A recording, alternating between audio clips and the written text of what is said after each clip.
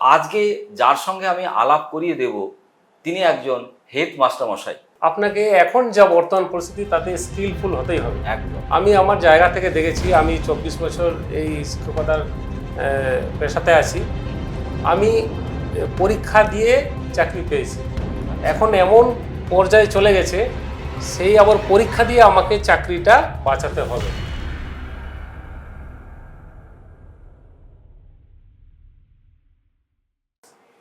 নমস্কার। আমরা প্রচুর প্রচুর নিউট্রিশনিস্টদের সঙ্গে আপনাদেরকে সাক্ষাৎকার করিয়ে দিচ্ছি, আর সেখান থেকে জানার চেষ্টা করছি কে কিভাবে তার এই পড়াশুনো করার পরে নিজেকে প্রতিষ্ঠিত করতে পেরেছে। কিন্তু আজকে যার সঙ্গে আমি আলাপ করিয়ে দেব তিনি একজন হেড মাস্টারমশাই। আপনি বলবেন, আরে আমি তো ছাত্র, মাস্টারমশাই তাহলে নিউট্রিশন পড়াশুনো কেন করছেন? কারণ তার নিজের একটা পেশার সঙ্গে নেশা, আরও কিছু যিনি জানতে চান। তো এই মাস্টারমশাই থাকেন কোথায়? নদিয়া কল্যাণীতে। তার নাম বিশ্বনাথ হেমব্রম। সো এই মাস্টারমশাই শুধু তিনি একজন স্কুলের হেডমাস্টারমশাই নন, তার সঙ্গে আদিবাসী যে জনগোষ্ঠী তাদের যে সমাজের উন্নয়নমূলক কাজ, তার সঙ্গেও কিন্তু ইনি ওতপ্রোতভাবে যুক্ত। এবং তার সঙ্গে আজকে উনি নিউট্রিশন এডুকেশন নিয়ে সমাজেরও সেবা করার জন্য নিজেকে প্রতিষ্ঠিত করতে চান। সো আজকে আমারও ভালো লাগছে বিশ্বনাথবাবুর সঙ্গে কথা বলতে পেরে, কারণ একজন মাস্টারমশাই হওয়ার পরেও তিনি ফিওনা একাডেমি থেকে নিউট্রিশন পড়াশুনো করেছেন। নমস্কার বিশ্বনাথবাবু। নমস্কার। সো আমার প্রথম প্রশ্ন যে যারা চাকরি পায় না তারা চাকরির চেষ্টা করছে, প্রতিষ্ঠা পাওয়ার চেষ্টা করছে, জানার চেষ্টা করছে, লড়াই তারা করছে, তারা করবে, কিন্তু একজন হেড মাস্টারমশাই যে একটা জায়গায় প্রতিষ্ঠিত এবং সে সেটা নিয়ে খুশি, তাহলে তার সেই জায়গা থেকে ফিওনা একাডেমিকে পছন্দ করা এবং আবার নতুন করে ছাত্র হিসেবে নিজেকে তৈরি করা, সেটা আপনি কিভাবে অনুভব করছেন যদি দর্শকদেরকে একটু জানান। ঠিক ঠিক। নমস্কার। আমি এই প্রফেশনে, শিক্ষকতার প্রফেশনে আসি 2002 সালে। আচ্ছা। তো তারপরে আমার 15, 16, 17, 18 এই কয়েকটা বছর দীর্ঘ সময় ধরে শারীরিক সমস্যায় ভুগছিলাম। আচ্ছা।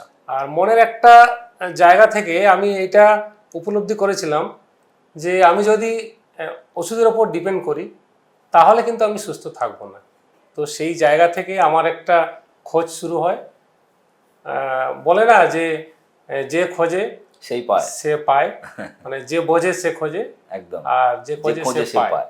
মানে দর্শক বন্ধুরা একটা জিনিস ধরতে পাচ্ছেন যে উনি পেশায় তো মাস্টারমশাই হয়েছেন, টিচার হয়েছেন, কিন্তু শরীর সবারই তো আছে, কিন্তু শরীর ওনার কি করে সুস্থ হবে, কারণ উনি বিভিন্ন রকম ছোটোখাটো সমস্যায় ভুগছিলেন। সেই জায়গা থেকে অন্বেষণ, এবং সেই অন্বেষণ ওনাকে নিয়ে এসেছে ফিওনা একাডেমিতে। সো মাস্টারমশাই, আপনাকে বারবার আমি মাস্টারমশাই বলছি, কারণ আমারও নিজেরই একটু অসুবিধে লাগছে, কারণ একজন মাস্টারমশাইয়ের পাশে বসে আমি ইন্টারভিউ নিচ্ছি যিনি একজন ছাত্র হতে রাজি হয়েছেন। তার মানে একটা মানুষের অহংকার বোধে অনেক চোট পড়ে। আমি অনেক জায়গায় সমাজে দেখেছি যারা কিনা একবার প্রতিষ্ঠিত হয়ে যায় তারা আর চাইলেও ছোট হতে পারে না। এই যে সমাজের বুকে আপনি আদিবাসীদেরকে নিয়ে কাজ করছেন, তারপরে নিউট্রিশন নিয়ে পড়াশুনো করে এখন একজন নিউট্রিশনিস্টও আপনি একই সঙ্গে। তো এই পেশার সঙ্গে যুক্ত হয়ে এই যে সেবামূলক কাজগুলো করছেন, তার মধ্যে যদি কোনো বিশেষ অভিজ্ঞতা আপনার থাকে সেটা যদি দর্শকদের সঙ্গে আপনি শেয়ার করতে পারেন তাহলে খুব ভালো হবে। ঠিক। তো আমি এই এফ একাডেমি থেকে নিউট্রিশন হয়েছি। তো আমার অভিজ্ঞতা, বেশ কয়েকটা অভিজ্ঞতা হয়েছে। তার মধ্যে একটা অভিজ্ঞতা আমার নিজের কলিগ, উনি দীর্ঘদিন ধরেই শারীরিক সমস্যায় ভুগছিলেন, মেনলি ওই পেটের প্রবলেমে ভুগছিলেন আর কি। আচ্ছা। তো আরেক কলিগের মাধ্যমে আমার কাছে মেসেজ আসে। তো আমি ওনার কাছে যাই, গিয়ে বিষয়টা বলি। তারপরে আমি আমার জায়গা থেকে যে কয়েক বছরের যে অভিজ্ঞতা এবং এই নিউট্রিশন কোর্স করে যে অভিজ্ঞতা, সেইখান থেকে আমি এখানের যে ওষুধপত্র দিই। তো 1 সপ্তাহের মধ্যে উনি রেজাল্ট পান এবং এখন দিব্যি সুস্থ আছেন। বাহ! তার মানে একটা মানুষ যে প্রবলেমটা সারা জীবনেও সারাতে পারে না, সে আজকে 1 সপ্তাহের ভেতরে আমাদের এই ছোটোখাটো সুপারফুড আর ডিটক্সিফিকেশনের মাধ্যমে সুস্থ হতে পেরেছে এবং আপনি চোখে অনুভব করতে পারছেন। একদম। তো ওই যে মাস্টারমশাই যিনি আপনার হাত ধরে সুস্থ হলেন, তাতে আপনার অনুভূতি কেমন? অনুভূতি মানে খুবই, যেটা ভাষায় প্রকাশ করার নয়। তো এই অনুভূতিটাকে আমি আবার নতুন করে আগে যাতে বেশি হয় সেই দিকে আমি এগিয়ে যাওয়ার চেষ্টা করছি। একদম একদম। সো বিশ্বনাথ বাবু, আমি আপনার থেকে একটা জিনিস জানতে চাই, যারা কিনা আমাদের আজকে দর্শক, তারা প্রত্যেকেই চাকরির জন্য প্রচণ্ডভাবে লড়াই করছে, সংগ্রাম করছে, ঠিক। এবং যাদের বাড়িতে সন্তান আছে চাকরিযোগ্য কিন্তু চাকরি পাচ্ছে না, তাদের বাবা মারাও কিন্তু খুব চিন্তিত কি করে তাদের ছেলেমেয়েরা প্রতিষ্ঠিত হবে এবং তবে গিয়ে তাদের একটা যে আশা পূর্ণ হবে, তার কারণ তার ছেলে এখনো পর্যন্ত বেকার। তো সেই সমস্ত ছেলে মেয়ে যারা আজকে সমাজের বুকে যারা বিভিন্ন জায়গায় ছুটে বেড়াচ্ছে, বিজনেস করার চেষ্টা করছে, চাকরি পাওয়ার চেষ্টা করছে, তাদের কাছে আপনার কি মেসেজ? তাদের কাছে আমার মেসেজ এটাই যে দেখুন, জেনারেল ডিগ্রি করে কোনো একটা কাজ আপনি সেইভাবে কিন্তু জোগাড় করতে পারবেন না। আপনাকে এখন যা বর্তমান পরিস্থিতি তাতে স্কিলফুল হতেই হবে। একদম। আমি আমার জায়গা থেকে দেখেছি, আমি 24 বছর এই শিক্ষকতার পেশাতে আছি। আমি পরীক্ষা দিয়ে চাকরি পেয়েছি। এখন এমন পর্যায়ে চলে গেছে, সেই আবার পরীক্ষা দিয়ে আমাকে চাকরিটা বাঁচাতে হবে, এই অবস্থায় চলে এসছে। তো সেই জায়গা থেকে আমি বলবো যে এরকম একটা প্রফেশন আপনারা বেছে নিন, যেটা আপনার স্বাধীন চিন্তাধারা, আপনি স্বাধীনভাবে একটা জিনিস কি দর্শক বন্ধুরা বুঝতে পারছেন, যে স্কিল মানে কি, যেটা একটা মানুষের প্রয়োজন।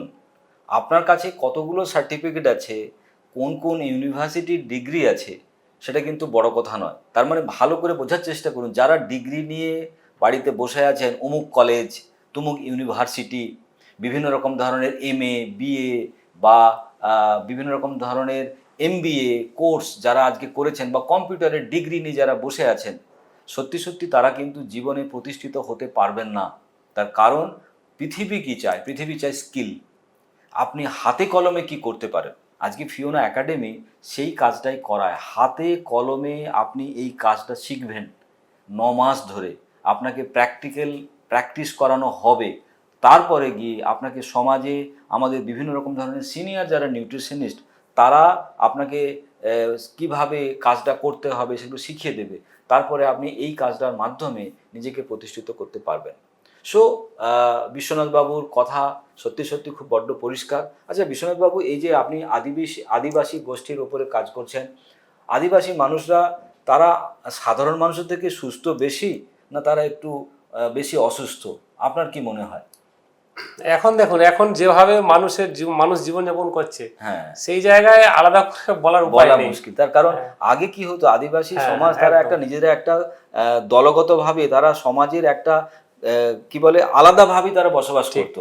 কিন্তু এখন যেভাবে ফাস্ট ফুড, যেভাবে লাইফস্টাইল, বিনোদন সব মিশিয়ে গেছে, তাতে বলা মুশকিল যে কার শরীর ভালো হবে, কে সুস্থ থাকবে, কে অসুস্থ থাকবে। যেমন আমরা জানি জারোয়া সম্প্রদায়ের মানুষ যারা আন্দামানে থাকেন, তারা কিন্তু আজও শারীরিকভাবে অনেক সুস্থ, যদিও তারা অনেক সংস্কৃতির অনেক অভিজ্ঞতা বা শিক্ষা দীক্ষা তাদের সেভাবে ডেভেলপ হয়নি, কিন্তু শারীরবৃত্তীয়ভাবে তারা কিন্তু প্রচণ্ডভাবে সুস্থ। আজকে সেই যে শিক্ষা ব্যবস্থা, যে প্রকৃতির সঙ্গে তুমি থাকলে, প্রকৃতির সঙ্গে তুমি চললে তুমি সুস্থ হতে পারো বা সুস্থ থাকতে পারো, তারই কিন্তু এডুকেশান আজকে কিন্তু ফিওনা একাডেমি আমাদেরকে পরিষেবা দিচ্ছে। আজকে বিশ্বনাথ বাবু আমার অতিথি।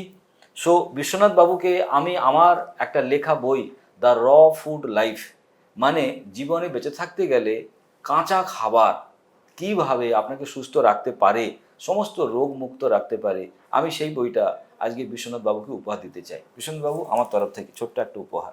Thank you. সো আমরা প্রচুর নিউট্রিশনিস্টদেরকে নিয়ে আবার ফিরে আসব। আজকে আমরা যাকে এই ভিডিওর মাধ্যমে দেখলাম তার ফোন নাম্বার আমি দিয়ে দেব। নদিয়া, কল্যাণীর এই সমস্ত এরিয়াতে যারা থাকেন, তারা যদি কোনোভাবে কোনো সহযোগিতা চান, বিশ্বনাথ বাবুর সঙ্গে যোগাযোগ করতে পারেন। আজকে আমি এখানেই শেষ করছি। নমস্কার।